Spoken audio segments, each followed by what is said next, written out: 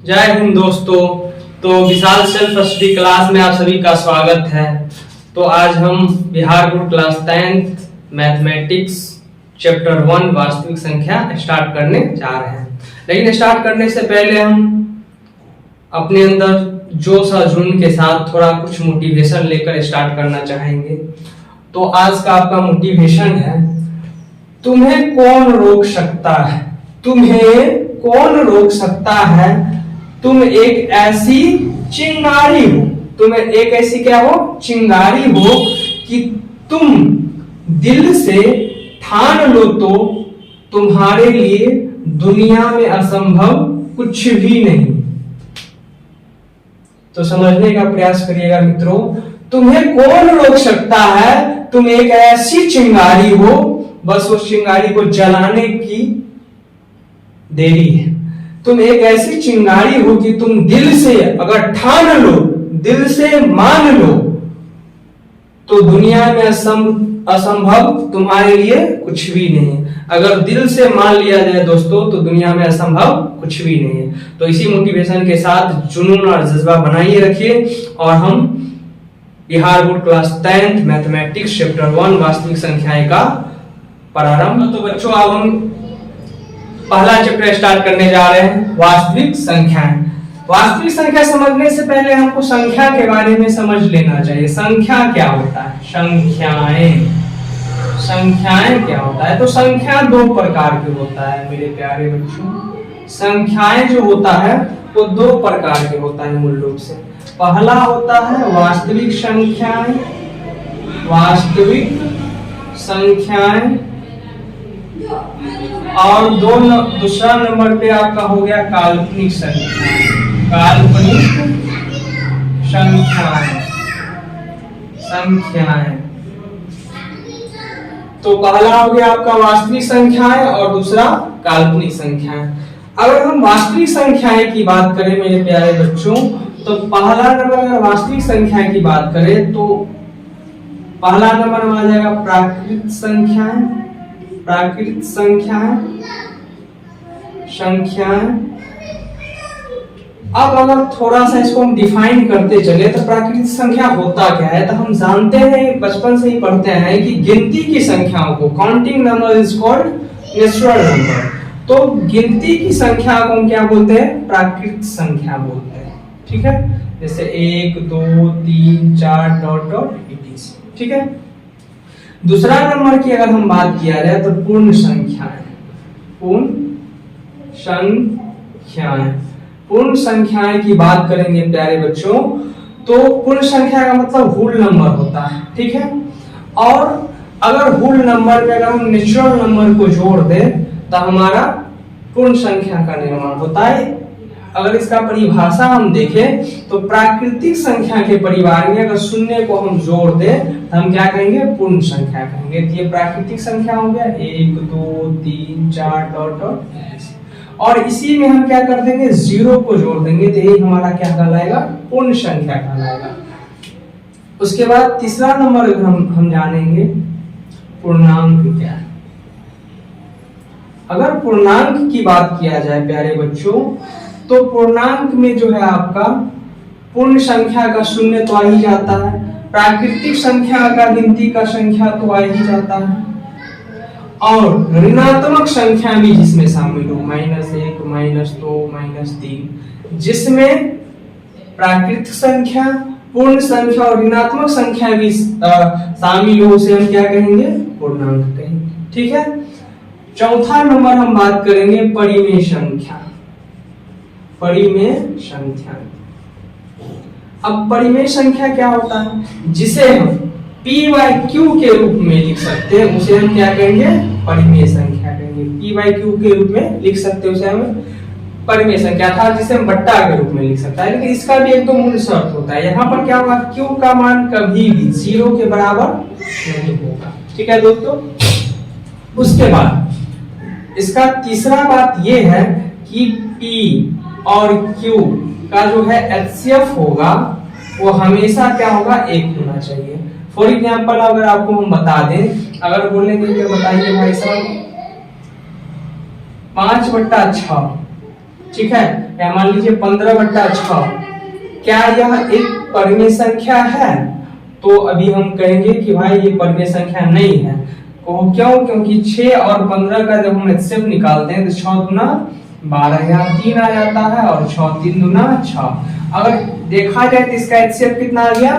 3। जबकि इसका नियम बोल रहा है कि एचसीएफ हमेशा होना चाहिए 1, तभी वो परिमेय संख्या होगा, नहीं तो नहीं। तो अगर हम इसको काट दे इस प्रकार से, 3 5 6 15, 3 दूना 6, ठीक है। अगर 2/5 ये बहरूपिया था, 5/2 जो है ये हमारा क्या हो जाएगा? परिमेय संख्या होगा।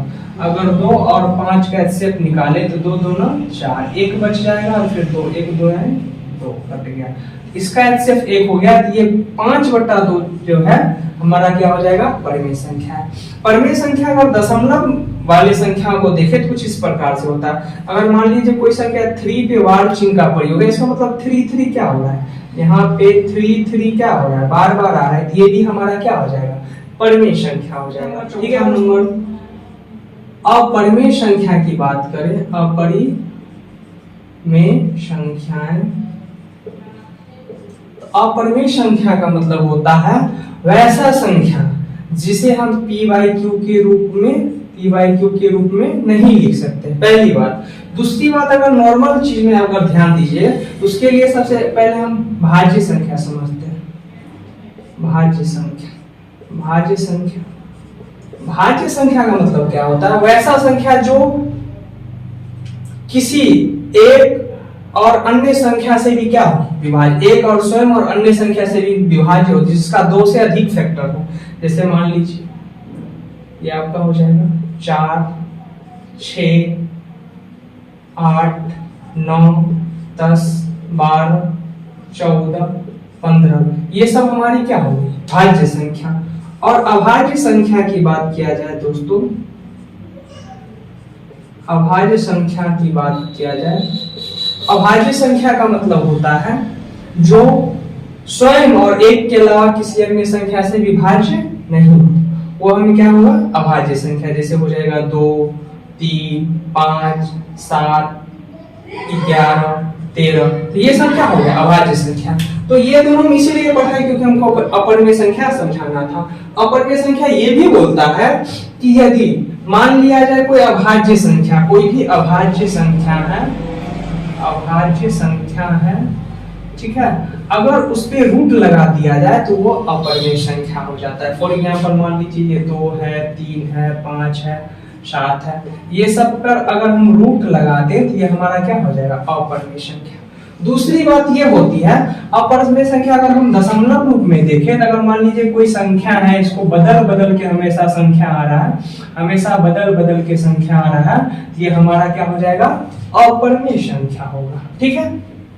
तो ये हम कुछ संख्या के बारे में समझ लिए कि संख्या 2 प्रकार की होती है, वास्तविक संख्या और काल्पनिक संख्या। वास्तविक संख्या के अंतर्गत क्या क्या पढ़े? तो प्राकृत संख्या पढ़े, ठीक है। उसके बाद हम पढ़े पूर्ण संख्या, उसके बाद हम पूर्णांक पढ़े, उसके बाद परिमेय, अपरिमेय, भाज्य और अभाज्य। अब दोस्तों आप सबके कंफ्यूजन माइंड में होगा कि भाई साहब काल्पनिक संख्या क्या होता है? तो काल्पनिक संख्या जो होता है ये हमारे सिलेबस का पार्ट नहीं है, ये 11th और 12th में आपको विस्तार से समझाएगा। यानी अगर निश्चित रूप से आप थोड़ा जानना चाहते हैं तो ये बोल सकते हैं जो संख्या वास्तविक नहीं होगा वो काल्पनिक होगा, ठीक है। वास्तविक के अलावा जितने भी संख्या होंगे काल्पनिक संख्या। इसका एग्जांपल के तौर पे ऐसे एक हम उदाहरण देते हैं। मान लीजिए यहाँ पर x² प्लस का क्या है 3 बराबर 0, तो मान लीजिए ये x² का मान निकालेंगे तो +3 बराबर कुछ पार जाएगा तो -3, और x का मान निकालेंगे तो √अंडर का क्या हो जाएगा 3, जिसका मान निकालना अभी तो फिलहाल संभव नहीं। 11th और 12th में आप अच्छा इसका मान निकाल सकते हैं। तो ये कुछ हमारी थ्योरी होता। अब हम नेक्स्ट थ्योरी की ओर बढ़ेंगे और यूक्लिड विभाजन पढ़ने के बारे में कुछ समझेंगे, ठीक है। तो नेक्स्ट है आपका यूक्लिड विभाजन प्रयोग, विभाजन प्रमेय। अब ये यूक्लिड विभाजन प्रमेय क्या है? यूक्लिड साहब ने कहा अगर मान लीजिए कोई दो संख्या है, a और b क्या है? दो संख्या है और a क्या है? b से बड़ा है, तब जो है हम इस b को तब हम इस b को कुछ इस प्रकार से लिख सकते हैं, 0 से या तो बराबर होगा r का मान या तो 0 से बड़ा होगा, और r का मान से हमेशा b का मान क्या होगा, बड़ा होगा। ये आपका बहुत महत्वपूर्ण चीज सिद्ध कर रहा है। फॉर एग्जाम्पल अगर आप समझना चाहे तो ऐसे समझ सकते हैं, जैसे मान लीजिए इन्होंने एक फॉर्मूला दिया a बराबर बी क्यू प्लस आर, ठीक है, जहां पर a का मतलब होता है आपका भाज्य, ठीक है, b का मतलब होता है भाजक, q का मतलब होता है भागफल, और r का मतलब होता है शेषफल। तो प्यारे बच्चों अगर ध्यान से देखें, मान लीजिए दो अगर संख्या, अगर मान लीजिए 15 और मान लीजिए ये 18, दो संख्या है, तो हम अगर इसका HCF निकालेंगे तो 15 और 18 से जब हम भाग देंगे तो 15 इकाई 15, तो कितना बच गया, 3। तो अगर एक्चुअल में देखा जाए तो भाज्य मेरा ये हो गया, भाजक ये हो गया, ये भागफल हो गया और ये शेषफल। इसको हम कैसे लिख सकते हैं, इसको हम ऐसे लिखते हैं a बराबर बी क्यू प्लस आर। ए का मान कितना हो गया आपका 18, बी का मान 15, क्यू का मान ए का प्लस आर का मान कितना हो गया 3। तो अगर देखिएगा इसको अगर आप सोल्व कीजिएगा, आर का मान कितना था 3, ये अगर 18 है, अगर इसको आप सोल्व भी कीजिएगा 15 का 15 3 18, दोनों साइड देखिएगा आप इक्वल पाइएगा। बस यही बोला कि यही 18 को हम इधर गुना और जोड़ के क्रम में लिख देंगे, यही हमारा इक्वल विभाजन प्रमेय कहता है, ठीक है। तो बच्चों इस हिसाब से आपका थ्योरी समाप्त हो गया। अब हम प्रश्न अभ्यास की ओर चलेंगे और पहले प्रश्न को देखते हैं दोस्तों। पहला क्वेश्चन है आपका, निम्नलिखित संख्याओं का HCF ज्ञात करने के लिए यूक्लिड विभाजन का प्रयोग कीजिए। अभी जैसा कि हमने आपको थ्योरी में बताया था, तो सबसे पहले हम इसमें देखेंगे बड़ा और छोटा संख्या क्या है। तो बड़ा संख्या मेरा ये हो जाएगा 225 और छोटा संख्या क्या हो जाएगा 135, ठीक है। तो ये हमारे दो संख्याएं हो गई, ठीक है। अब हम यूक्लिड विभाजन से लिखेंगे, यूक्लिड विभाजन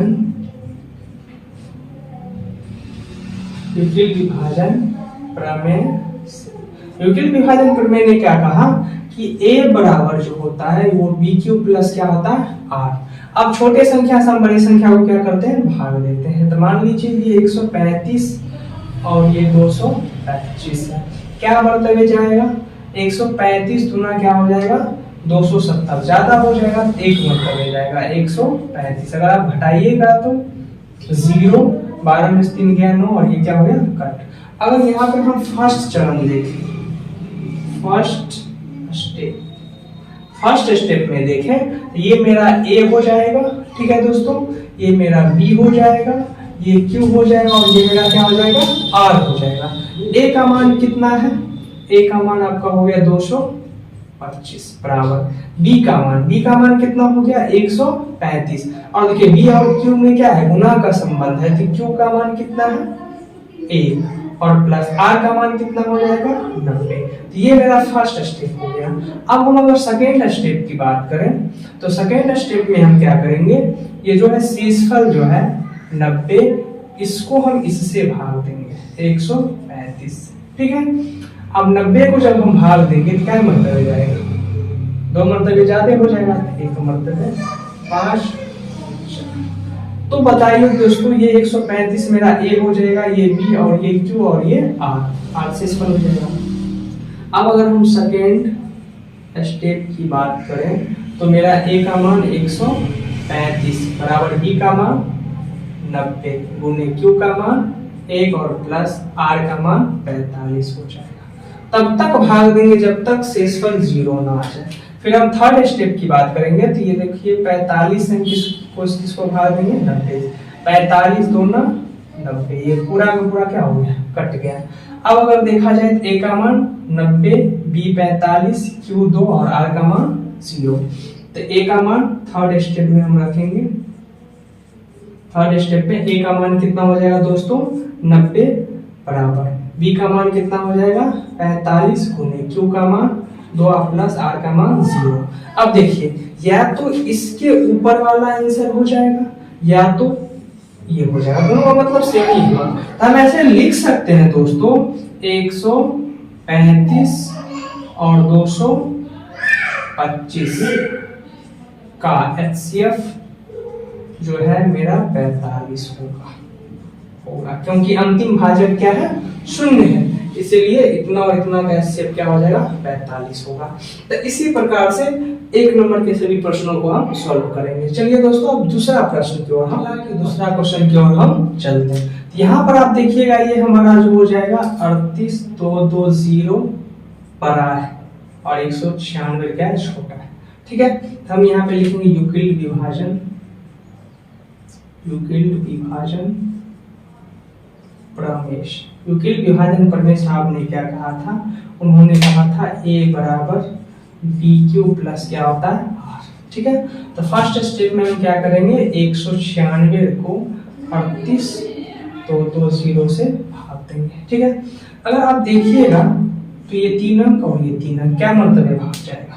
तो अगर हम इसको एक मर्तबे लगाते हैं 196 हटाइएगा 6 7 17 में से हो गया, 17 में से एक पैसा दे दिए, 17 में से हो गया। ठीक है, ये हो जाएगा 2 में से क्या। ठीक है, अब बताइए यहाँ से क्या उतरेगा, तो अब 196 को कितना मर्तबे लगाएं कि 1862 से कम है। ठीक है, आप मल्टीप्लाई करके देख सकते हैं 196 को लगभग अगर हम 9 मर्तबे लगाते हैं तो 1764 आता है।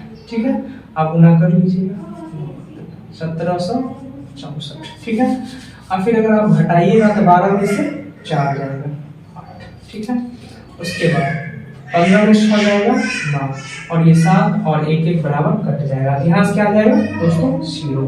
और अगर 196 को अगर 5 मर्तबे लगाइएगा तो ये 980 हो जाता है। ये पूरी तरह से क्या होने कट गया।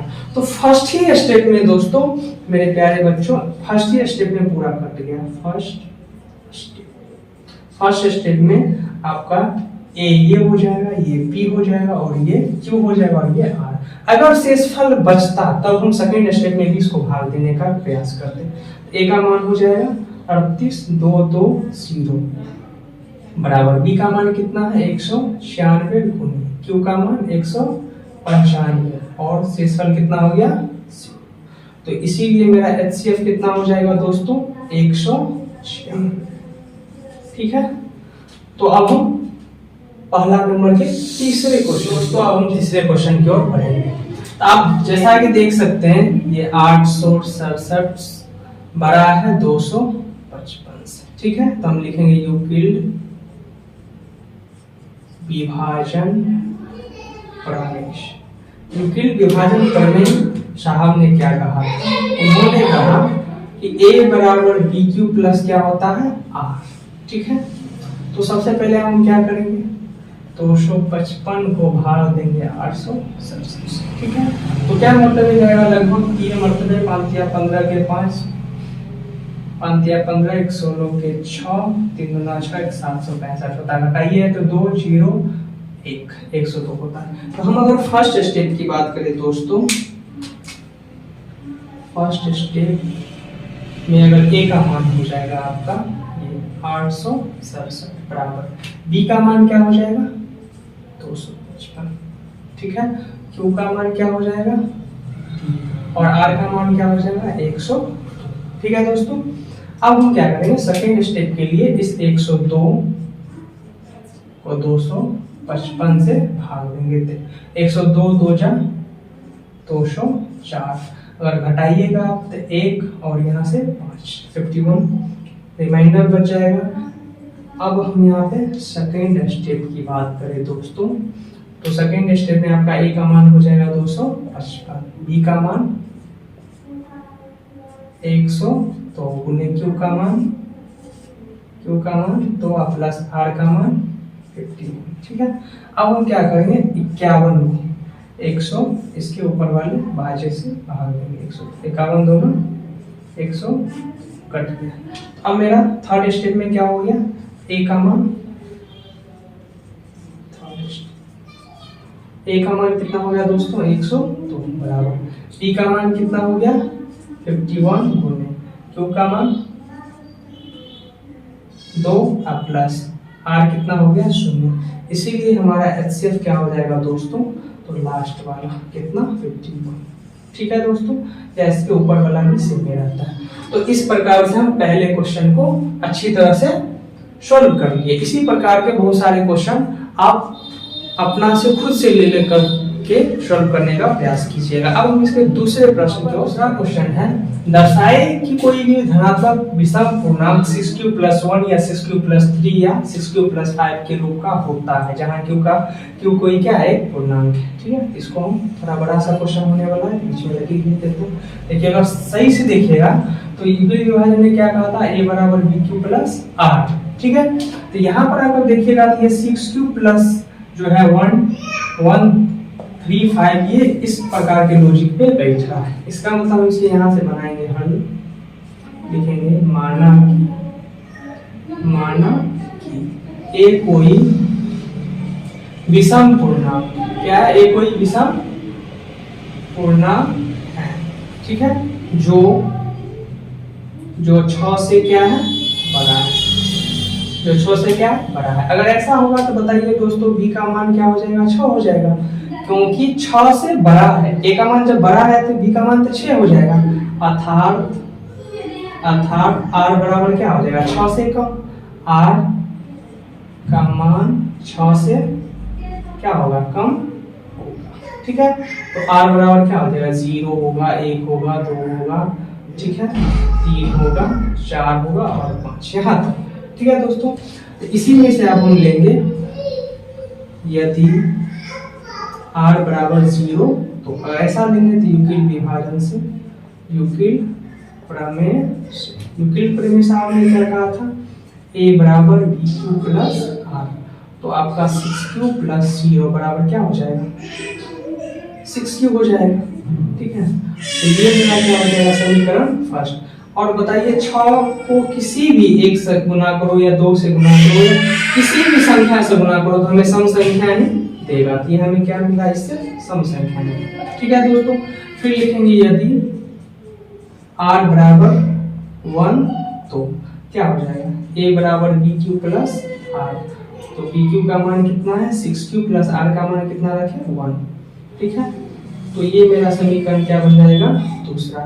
इससे तो हमें सम संख्या मिलेगा क्योंकि ये पूर्णांक है, और अगर इस एक क्या है विषम संख्या, और सम और विषम को हम जोड़ेंगे तो हमें क्या मिलेगा हमेशा विषम संख्या ही मिलेगा दोस्तों।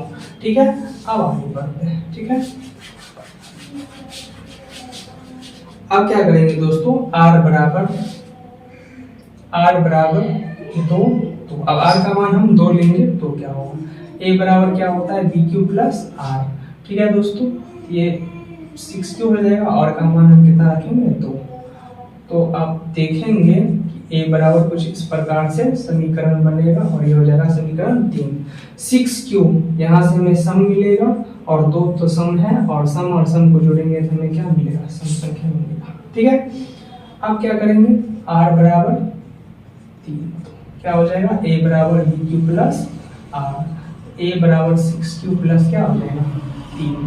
अब अगर दोस्तों देखेंगे हम, यहाँ से हमें मिल जाएगा सम और यहाँ से मिल जाएगा विषम, और सम और विषम मिला के हमेशा क्या होता है विषम होता है। ठीक है दोस्तों, फिर हम क्या करेंगे r बराबर 4, तो अगर r का मान 4 रखेंगे तो a बराबर bq+r हो जाएगा, और a बराबर 6q+r का मान क्या रखेंगे 4।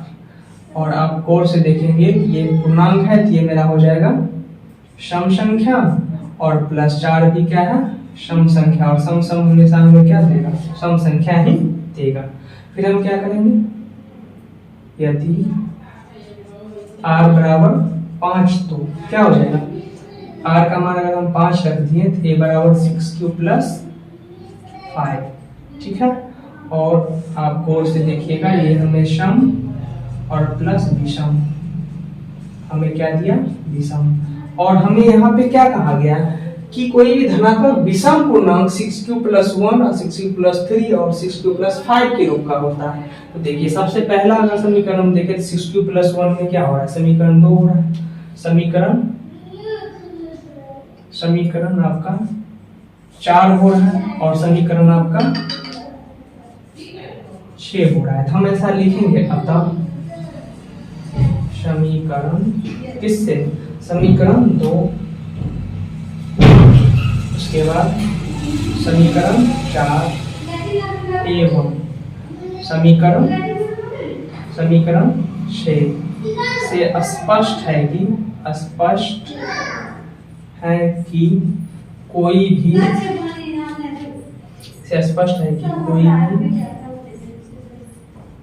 विषम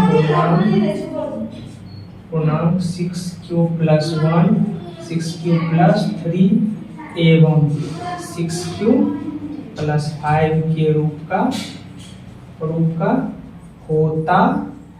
ठीक है दोस्तों, तो आपको समझ में आ गई।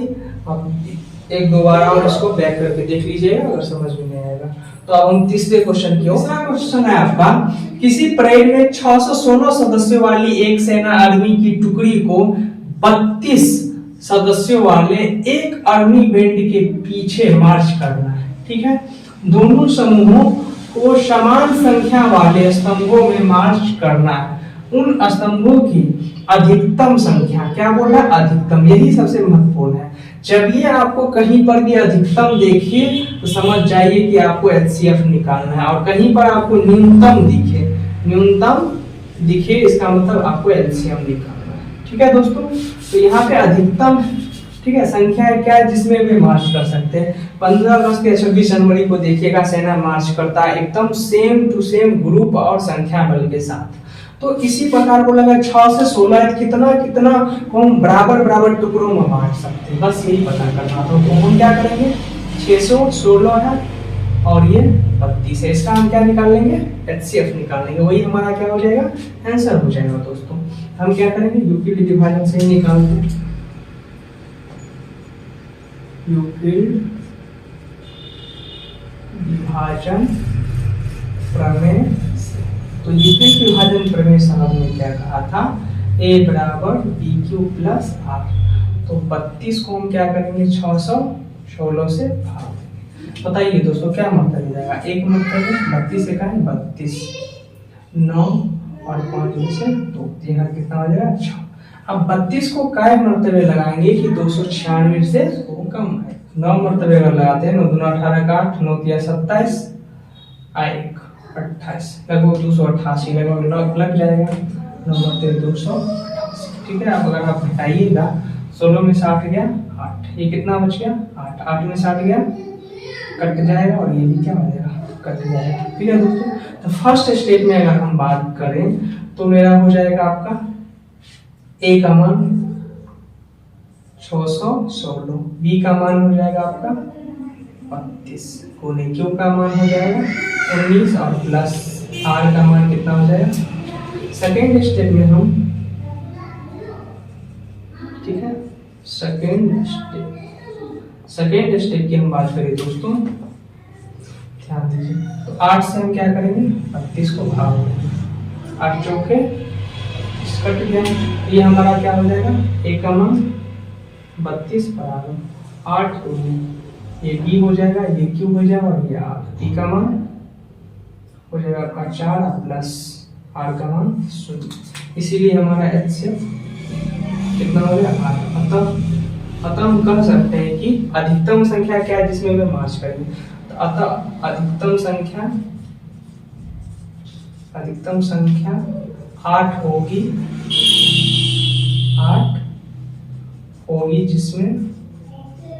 जिसमें वे मार्च कर सकते हैं,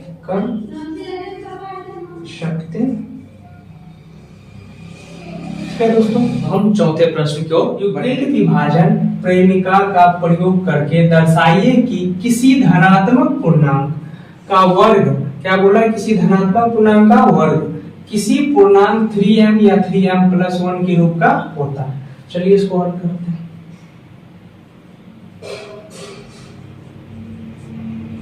सबसे पहले हम क्या कर लेंगे दोस्तों,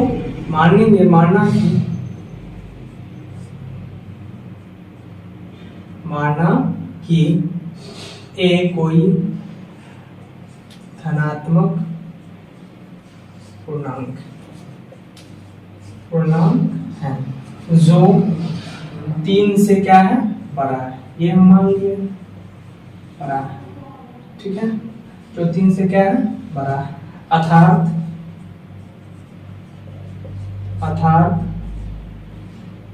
b का मान कितना हो जाएगा दोस्तों, ठीक है, अतः r क्या होगा 3 से कम होगा, ठीक है, तो r बराबर क्या हो सकता है 0 1 2, ठीक है, तो लगभग 1 2 3 को केस हमारा पढ़ा, तो हम यूक्लिड विभाजन सकते हैं, यूक्लिड विभाजन प्रमेय से। दोस्तों यूक्लिड विभाजन से आपने क्या कहा था, a बराबर b क्यूब प्लस r, तो a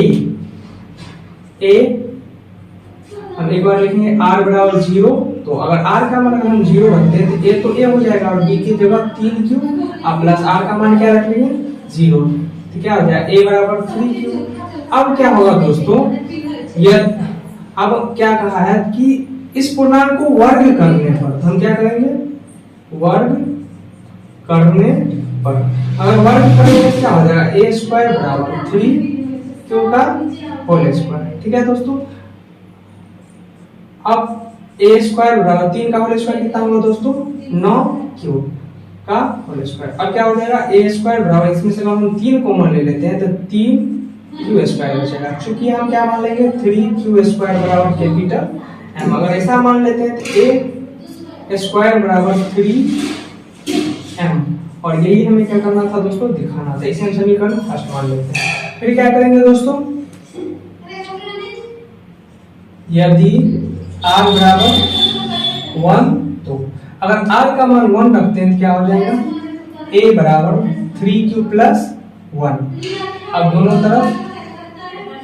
तरफ वर्ग करने पर, अगर दोनों तरफ वर्ग करेंगे तो a स्क्वायर बराबर 3 क्यू प्लस 1 का क्या हो जाएगा दोस्तों होल स्क्वायर।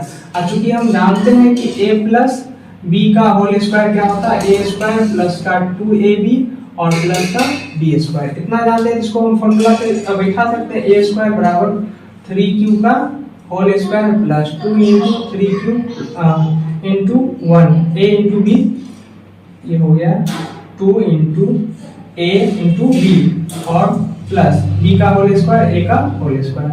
जब इसको आप सॉल्व करिएगा तो a स्क्वायर बराबर 3 का होल स्क्वायर कितना होता है 9 q का होल स्क्वायर प्लस द्वितीय 6q और प्लस a का होल स्क्वायर 1। अब हम क्या करेंगे दोस्तों, इसमें से क्या कॉमन ले सकते हैं, इस दोनों में से 3 कॉमन आ सकता है, a स्क्वायर बराबर इधर क्या हो जाएगा 3, अगर कॉमन ले लेते हैं तो 3q स्क्वायर प्लस 3 दूना 6, तो क्या हो जाएगा 2q, ठीक है, प्लस क्या उसके 1। हम यहाँ से यहाँ तक को क्या मान लेंगे दोस्तों m मान लेंगे, अगर इसको m मान लेते हैं a स्क्वायर बराबर 3m और प्लस का 1, ठीक है दोस्तों। और अगर देखा जाए तो हमें क्या कहा था, या तो 3m या 3m प्लस 1 के रूप में ही दिखाना था, अतः हम लिख सकते हैं, अतः समीकरण फर्स्ट एवं सेकंड से स्पष्ट होता है कि किसी भी धनात्मक पूर्णांक का वर्ग करने पर 3m या 3m प्लस 1 के रूप का होता है। यही हमें क्या करना था दोस्तों, प्रूफ करना था, ठीक है।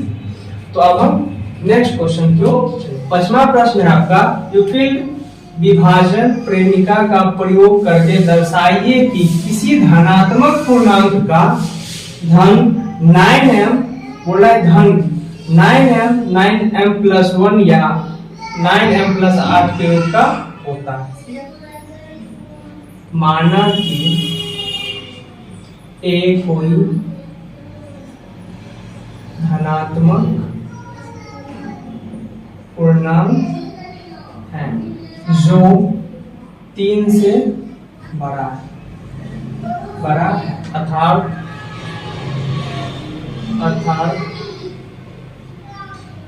b बराबर क्या हो जाएगा आपका 3, अतः शेषफल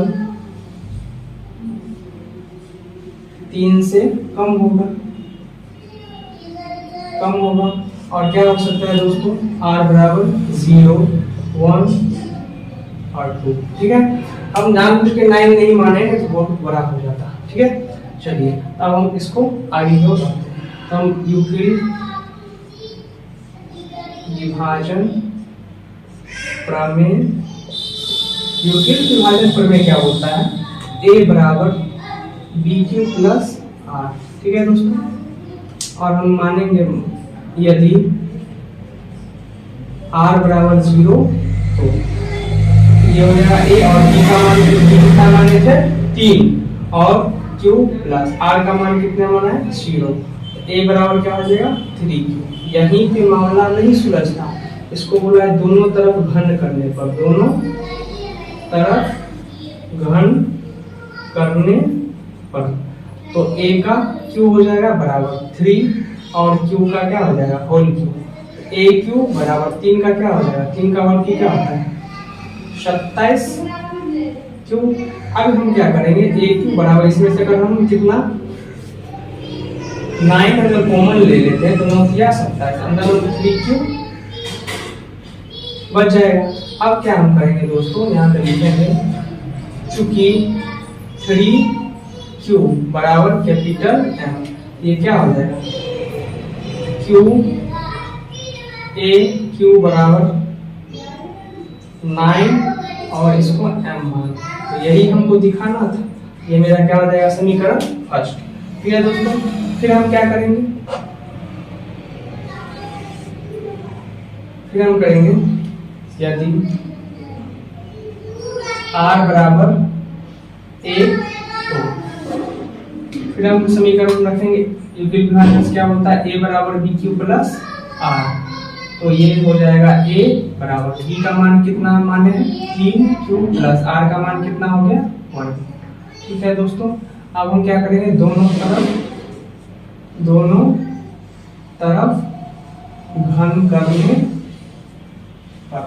तो दोनों तरफ अगर हम घन करते हैं दोस्तों क्या हो जाएगा, aq बराबर 3q और प्लस 1, इसका क्या हो जाएगा होल q।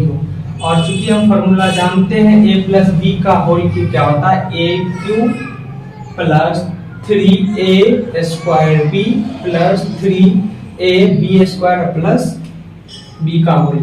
ठीक है, हम फॉर्मूला जानते हैं, इसको उस पर बैठाएंगे aq बराबर 3q का whole q plus 3a square b plus 3ab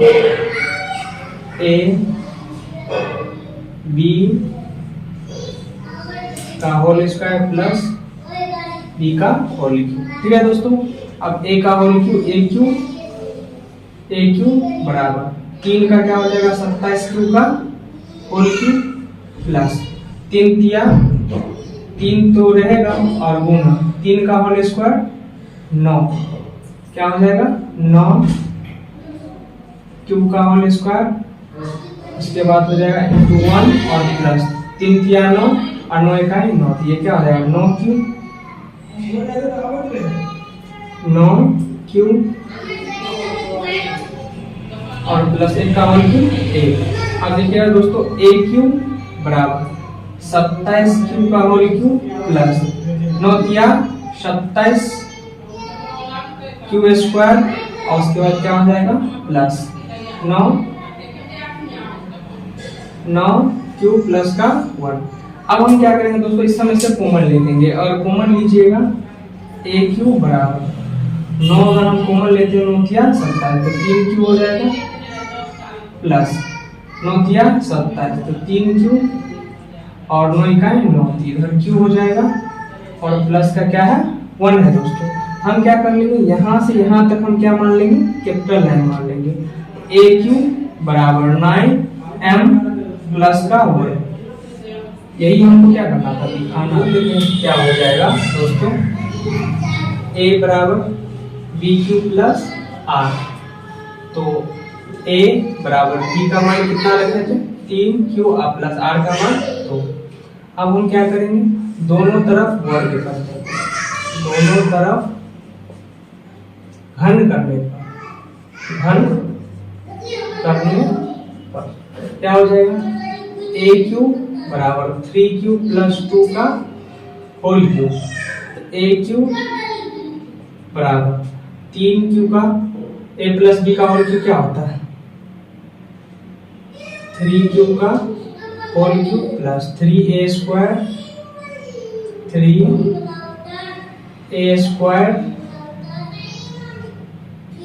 b plus 3a b का होल स्क्वायर प्लस b का होल क्यूब। ठीक है दोस्तों, अब क्या हो जाएगा आपका a का होल क्यूब बराबर 3 का क्या हो जाएगा 27q का होल स्क्वायर प्लस 3 और 3 का होल स्क्वायर 9 9 3 27 और 27 गुना 54 q प्लस 3 3 9 9 चौके 36 q का होल स्क्वायर और ये क्या हो जाएगा दोस्तों प्लस 2 का होल क्यूब 8। इसमें से हम क्या क्या लेंगे कॉमन, a क्यूब बराबर 9 अगर कॉमन ले लेते हैं कि हो जाएगा 9 3 27 3a क्यूब प्लस 9 6 54 तो 6 9 6 54 तो 6 q स्क्वायर प्लस 9 चौके 36 तो 4 क्यूब और प्लस का इधर क्या बच गया 8। अगर सही से देखिएगा दोस्तों तो हम यहाँ से यहाँ तक को क्या मान लिए कैपिटल M मान लिए, यहाँ पर क्या हो जाएगा a क्यूब बराबर 9 और यहाँ से यहाँ तक हम m मान रहे हैं तो ये m और ये प्लस का क्या बच गया 8। अब इस रूप में भी इसको क्या कर लिए दर्शा लिए। अब हम लिखेंगे अतः किसी धनात्मक पूर्णांक का घन करने पर 9m या 9m प्लस 1 या 9m प्लस 8 के रूप का होता है। यही प्रूव करना था दोस्तों। ठीक है दोस्तों, इस हिसाब से हम हमारा पूरा चैप्टर समाप्त। धन्यवाद। यदि आपको वीडियो से कुछ सीख मिलती है तो हमारे चैनल को लाइक करें। जय हिंद।